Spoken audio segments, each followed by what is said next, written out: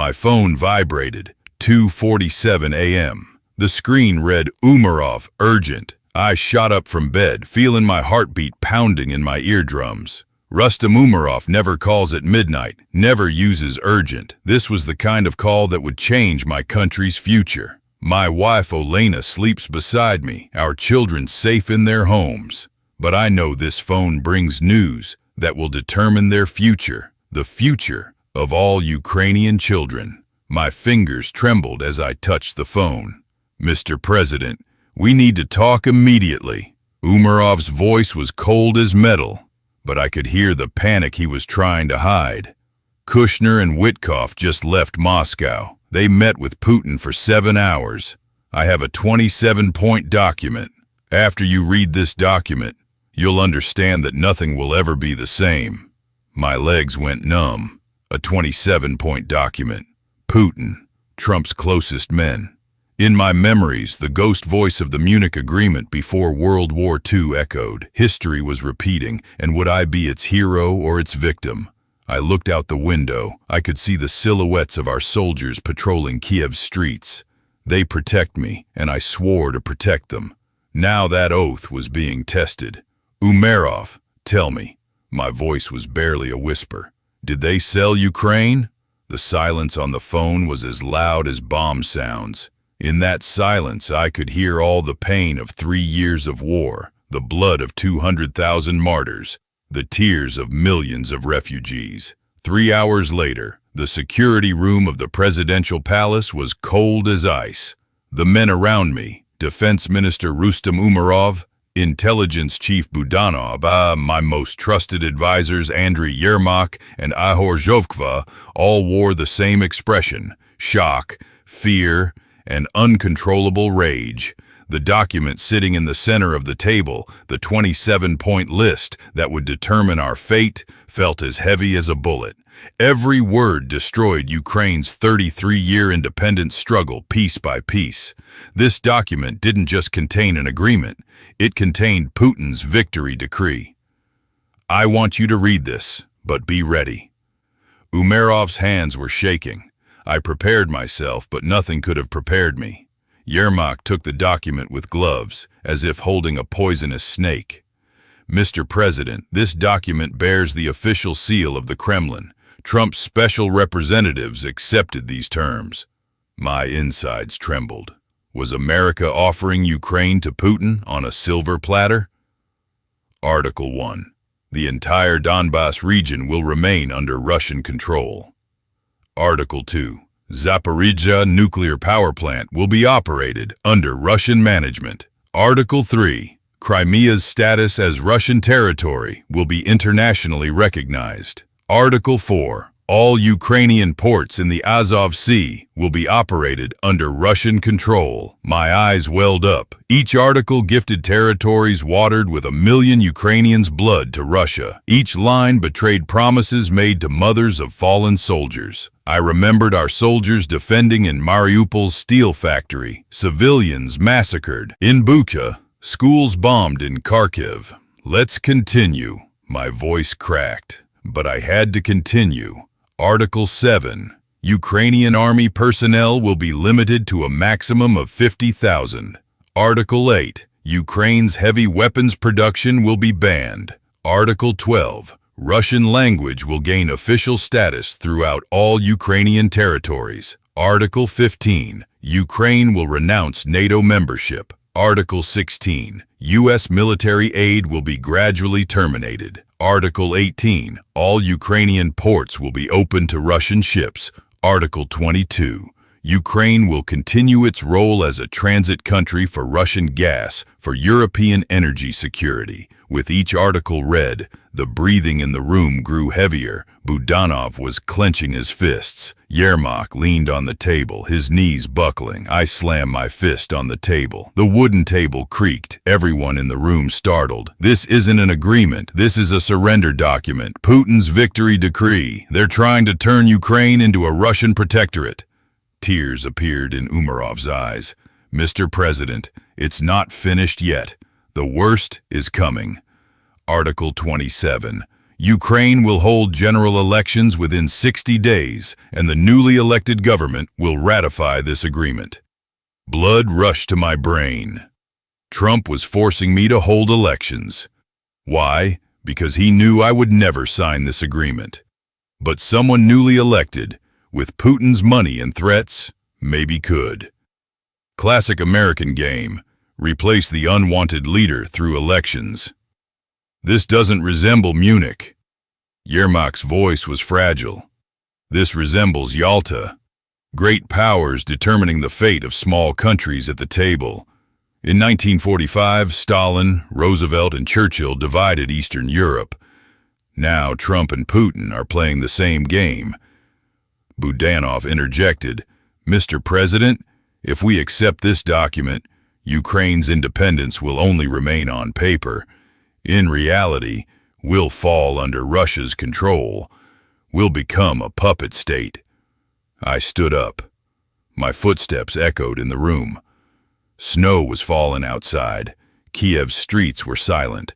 But I knew that if this document's contents leaked tomorrow morning, the streets would fill with angry people. A second revolution could begin after Maidan. The people would abandon me. Putin would establish the government he wanted. Umerov, tell me this. Did America really accept this document? Or is it Putin's bluff? Unfortunately, it's real, sir.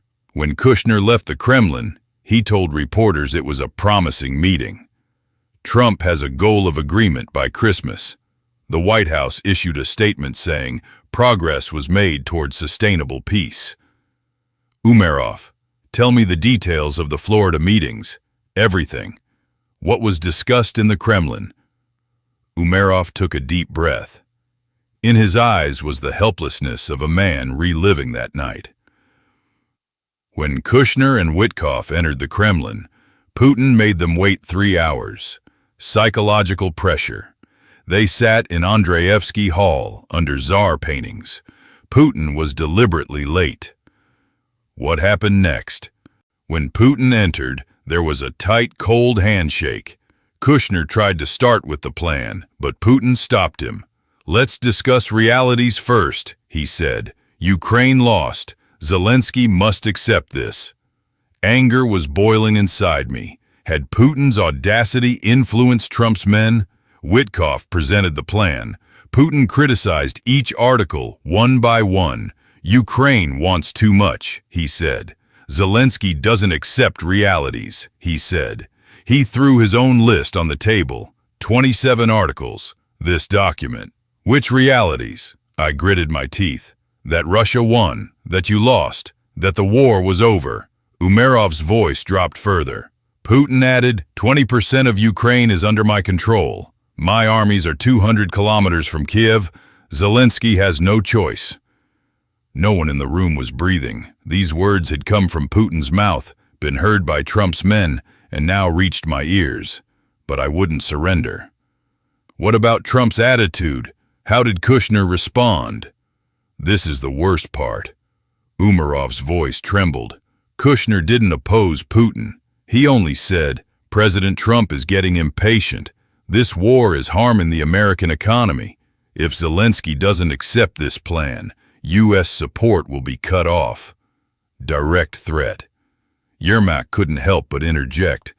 Putin smiled at that moment. "Good," he said. "Give Zelensky 48 hours. Let him accept these terms or the war continues, but this time without American weapons." I looked out the window. Snowflakes were melting and disappearing on the glass, just like our hopes for freedom.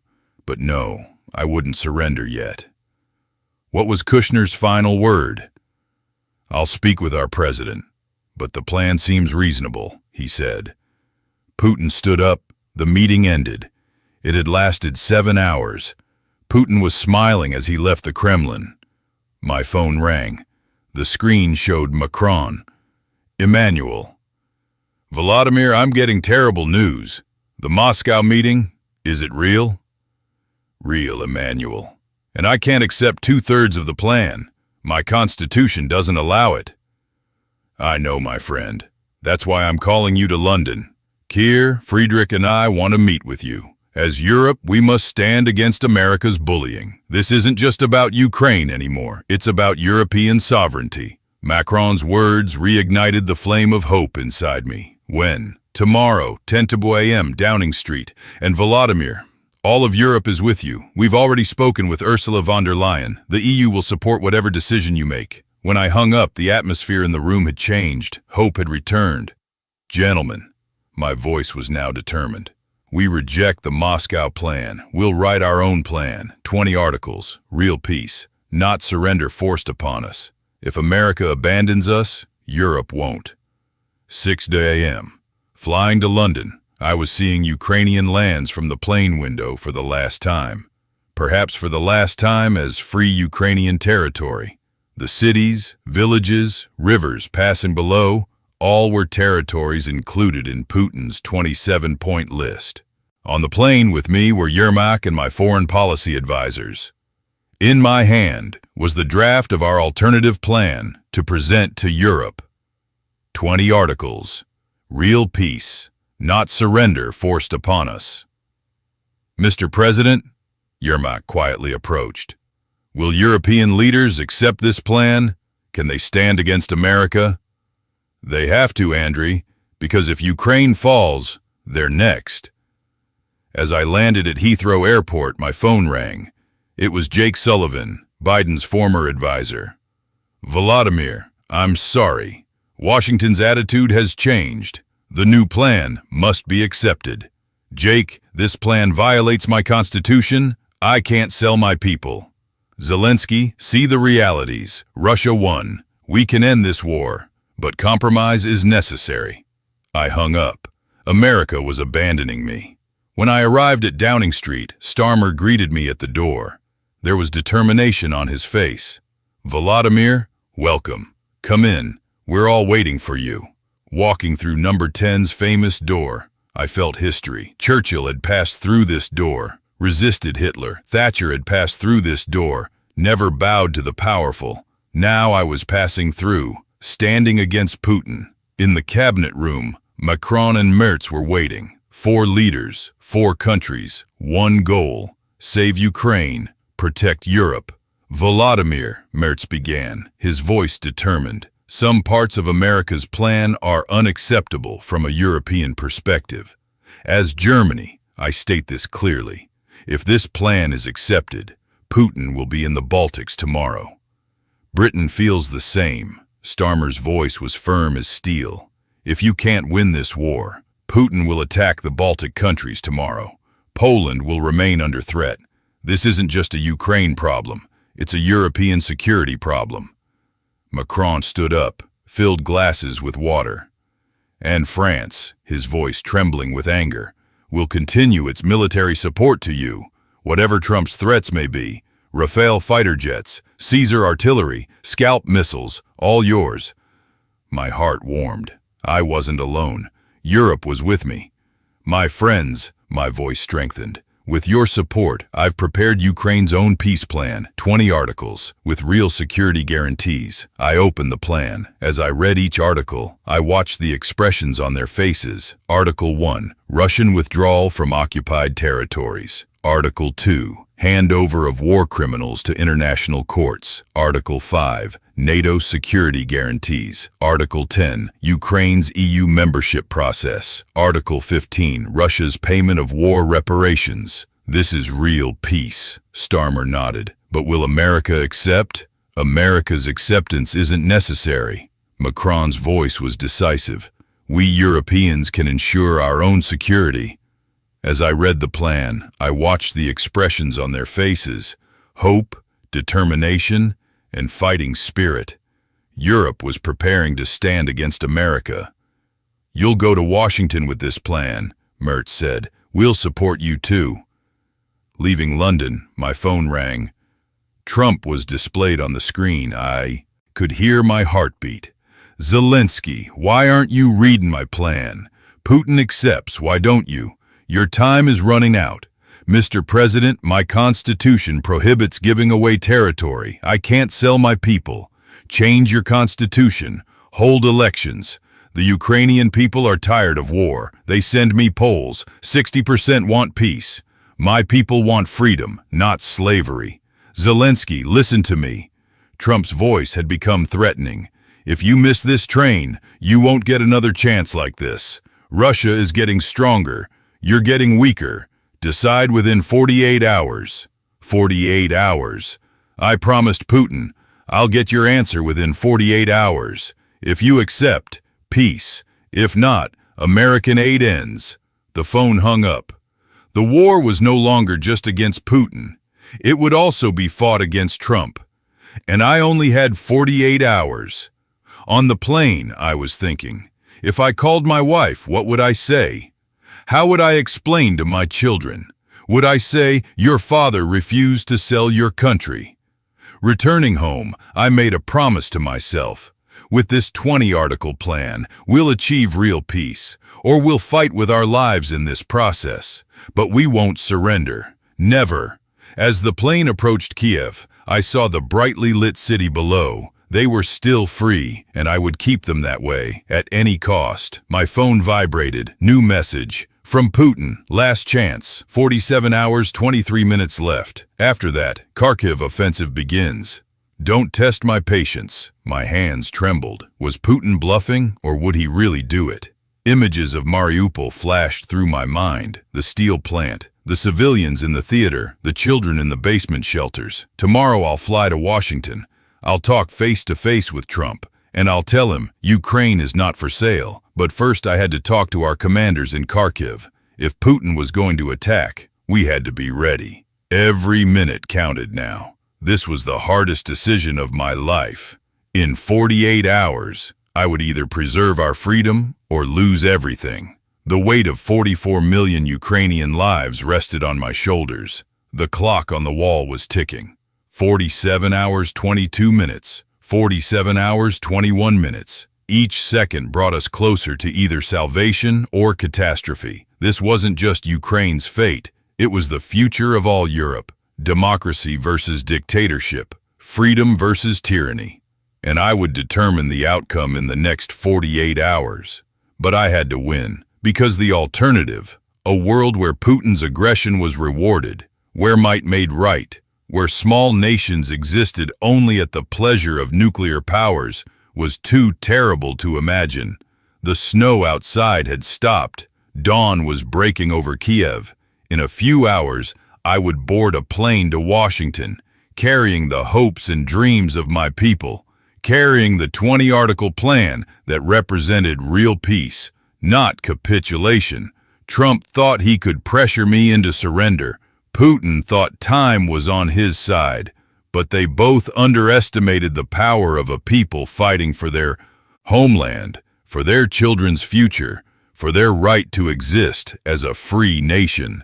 47 hours and counting, the most important 47 hours in Ukrainian history, were about to begin.